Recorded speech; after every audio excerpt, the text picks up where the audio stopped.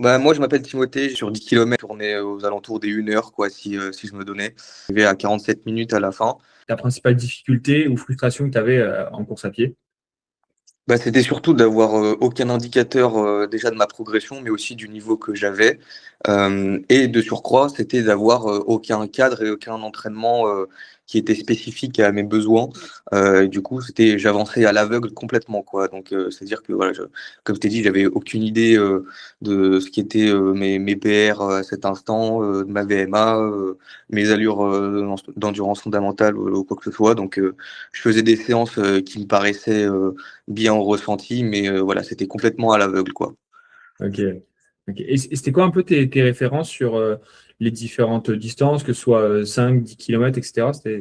T'avais un peu des. Bah, j'ai déjà essayé de piocher des entraînements à droite à gauche, que ça soit via des proches qui avaient fait des entraînements pour des 10 kilomètres, via les réseaux sociaux aussi également.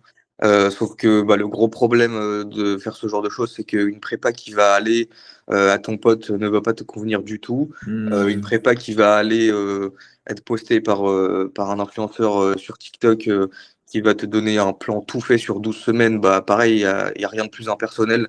Donc en fait, c'est le gros avantage aussi d'être suivi par quelqu'un qui adapte un plan en fonction de tes ressentis et de tes performances.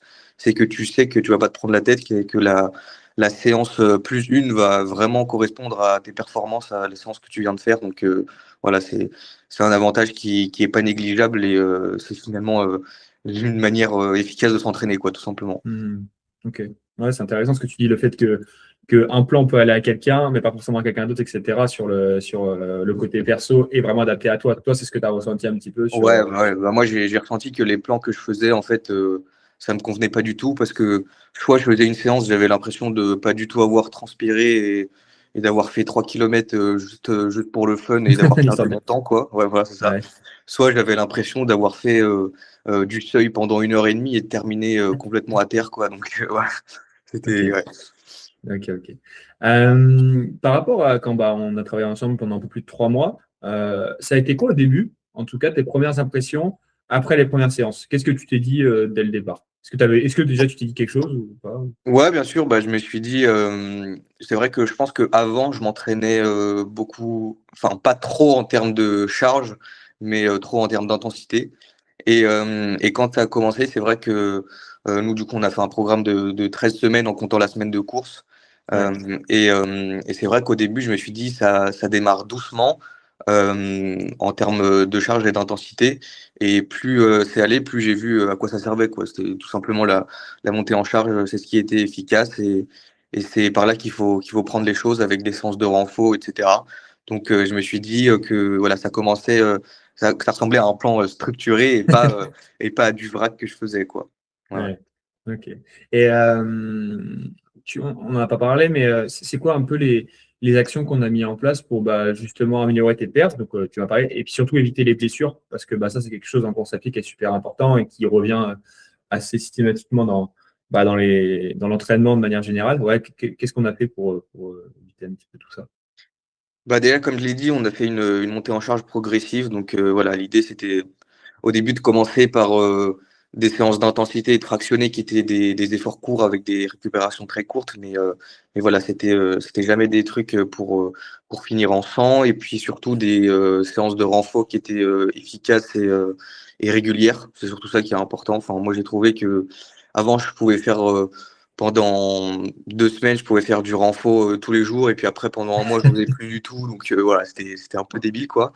Mais là, le fait que ça soit des séances de renfort, voilà, une, 2 fois par semaine, de manière régulière, avec des exos efficaces et très cadrés, bah, en fait, ça change complètement la donne parce que même quand on court pas et on n'est pas en train de récupérer, bah voilà, le corps, il se bâtit quand même et il se renforce là où il faut pour encaisser les chocs.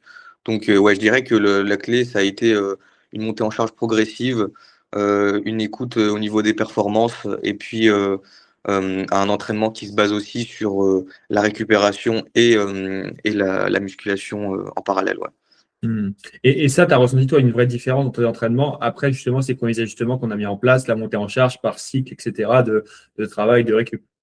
Ouais, ouais, complètement. Bah déjà, ça peut paraître con, mais avec le renforcement, j'ai vu vraiment que j'ai vu une petite évolution au niveau de ma masse musculaire. Déjà, j'ai vu que j'ai pris des muscles à certains endroits, ce qui n'était pas le cas avant quand je faisais du renforcement vraiment au compte-gouttes, quoi, ou sans cadre. Et puis ensuite, ouais, au niveau de la montée en charge, j'ai vu que ça pouvait, euh, ça pouvait vraiment servir à appuyer là où il fallait quand il fallait, quoi. C'est-à-dire que quand on sent qu'on est bien assis sur des bases solides avec la montée en charge progressive et les fractionnés qu'on a pu mettre en place au début, on voit qu'on passe vraiment ensuite sur du tempo qui nous paraît assez vénère au début, avec les 4 x 4 minutes. La première fois, je me suis dit, ouais, ça va être solide. Et finalement, un mois après, je passais les 4 fois 2 kilomètres plutôt tranquille. Donc voilà, on sent Mm. que ça a fait son travail et que c'est pas pour rien, quoi. Ouais, ouais. Ok. Il faut savoir que Timothée, il avait un objectif assez ambitieux. Il a dit tout à l'heure, bah, il faisait à peu près 1 heure aux 10 km et 26 minutes aux 5 km. Et il avait pour objectif de faire 45 minutes aux 10 km de la Tour Eiffel.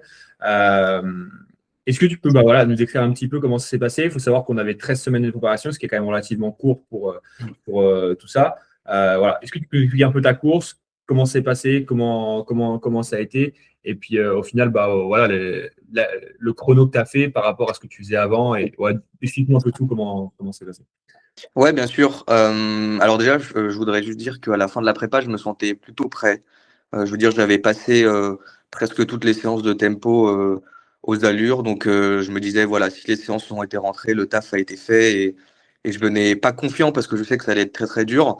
Mais voilà, je savais que j'allais pas faire 53 minutes, quoi, que j'allais exploser. Euh, donc voilà, je me sentais plutôt prêt pour bien améliorer mon PR.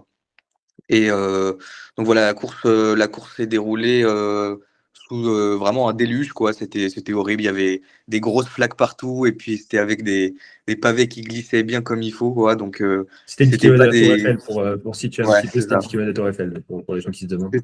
C'était pas des conditions idéales parce que dès l'échauffement, il y avait les chaussures trempées et ça glissait de partout. Donc bon, c'était un peu chaud. Donc au final, j'ai commencé à peu près comme tu m'avais dit, donc c'est-à-dire en partant un petit peu en dessous. Donc les 2 kilomètres sont passés en 4,33, 4,35, les deux premiers. Et puis après, ça a commencé à se compliquer. Je pense que euh, c'est euh, c'est là que ça a commencé à se gâter. Donc, je passe les 5 km en 23 minutes. Donc, déjà, j'étais plutôt content parce que j'ai vu que ça améliore vraiment mon PR sur 5 km. 3 minutes de gagné, donc. Voilà, Ok. exactement. Et encore, c'est sur un 10 km. Et Ouais. bon, je me rends compte que je suis en retard sur mon allure, Mm. mais qu'au niveau du RP, je sens que je suis au max. Donc, je me dis, bah, je vais essayer de continuer sur cette lancée-là. Voilà, c'est pas le jour où je vais faire 45 minutes, donc j'essaie juste de me donner à fond, en fait. Et du coup, j'ai continué sur ça et puis je suis arrivé. Donc, à la fois, c'est pas l'objectif entre guillemets que j'aurais voulu, mais en même temps, avec les conditions, avec mon état le jour J et avec toute la prépa que j'ai eue, que je considère être un succès quand même, bah, je me dis que voilà, 47 minutes, il me manque pas grand-chose pour aller chercher les 45 et que je m'assois sur une très belle base pour continuer cet entraînement-là. Donc Ok. un bilan globalement en prenant la prépa qui est quand même très positif. Donc, en gros, tu es passé de.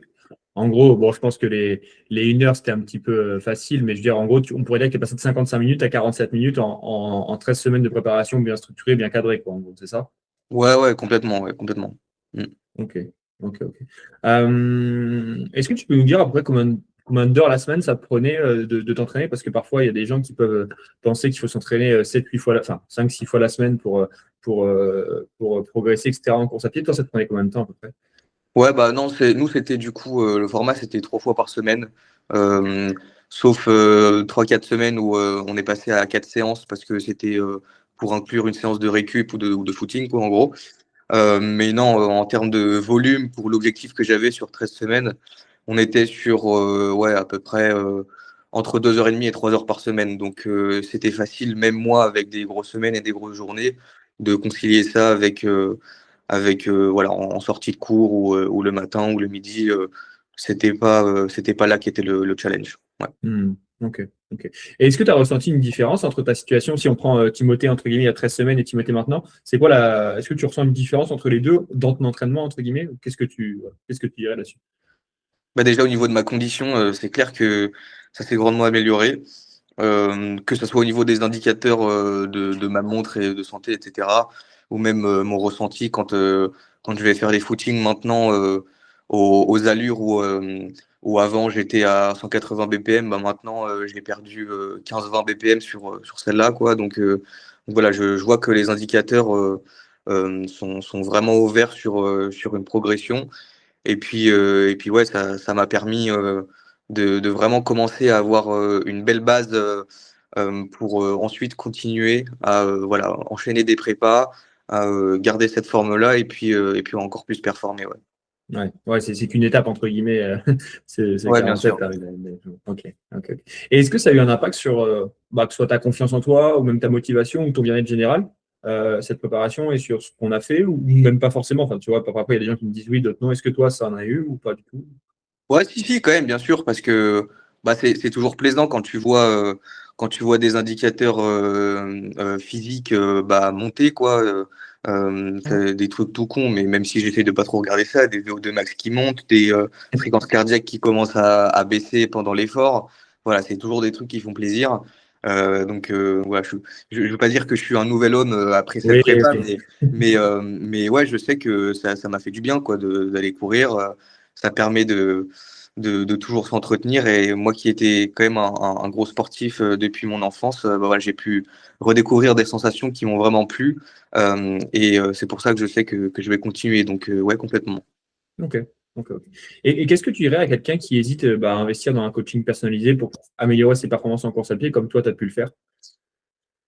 Moi, je dirais que moi, déjà, j'hésitais aussi à investir. J'étais parfaitement dans cette situation. Euh, c'est pour ça que Max a été aussi arrangeant et puis a pu me rassurer.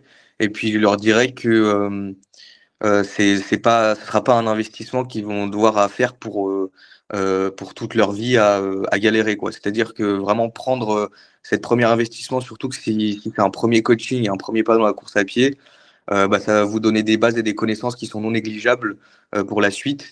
Voilà, une fois que Max a partagé ses connaissances avec vous et que vous avez pu vous connaître vous-même, bah voilà, vous les avez pour la vie et vous engorgez vraiment une belle base de données pour continuer. C'est hyper intéressant. C'est de la connaissance vraiment qui se partage et qui se perd pas.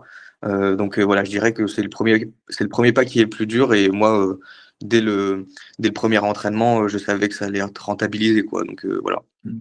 Ok, ok, ouais, c'est intéressant le fait que tu perds pas ce que tu as, ce que tu as fait dans Non, bien ton sport. sûr. Mm. Mm. Ok. Et puis dernière question, et puis après je te laisse tranquille. Si tu devais retenir une seule chose de la préparation et de la collab qu'on a pu avoir, tu dirais que c'est quoi? Une seule chose. Là, si je te disais, bah voilà, on s'est préparé 13 semaines, il y a eu le suivi, il y a eu les séances, etc. Une seule chose à retenir, tu dirais que c'est quoi? Moi, je dirais que c'est l'équilibre.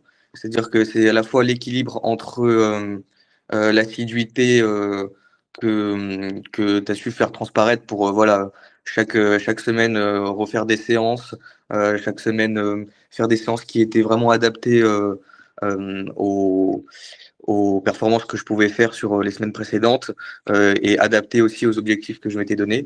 Donc c'est de l'équilibre entre ça, entre cette assiduité et aussi l'équilibre entre bah voilà, les ressentis que je pouvais te donner. Tu étais vachement à l'écoute quand je te disais que bah voilà, j'ai eu quelques petits pépins physiques ou de santé. Tu as su adapter ça sans voilà, être alarmant ou quoi. Voilà, c'était parfaitement normal. Ça peut paraître con, mais quand moi je cherchais un vrai cadre et une direction, bah voilà, ça aide et puis ça rassure. Ouais, c'est cet équilibre, moi surtout, qui m'a vraiment plu et que je retiendrai. Ouais. Ok, ok, bon, bah, écoute, c'est cool, avec plaisir.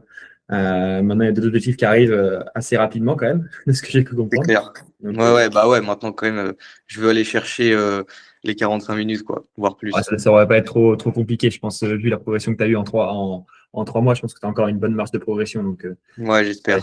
on va essayer ça tranquillement. Bah, écoute, Timothée, je te souhaite une bonne journée. Merci pour ton temps. Et puis, si jamais il y a des gens qui ont des questions, n'hésitez pas à lui en poser. Il y répondra totalement facilement et ouvertement, je pense. Donc voilà. Merci Max. Salut, Tim. Salut, ciao.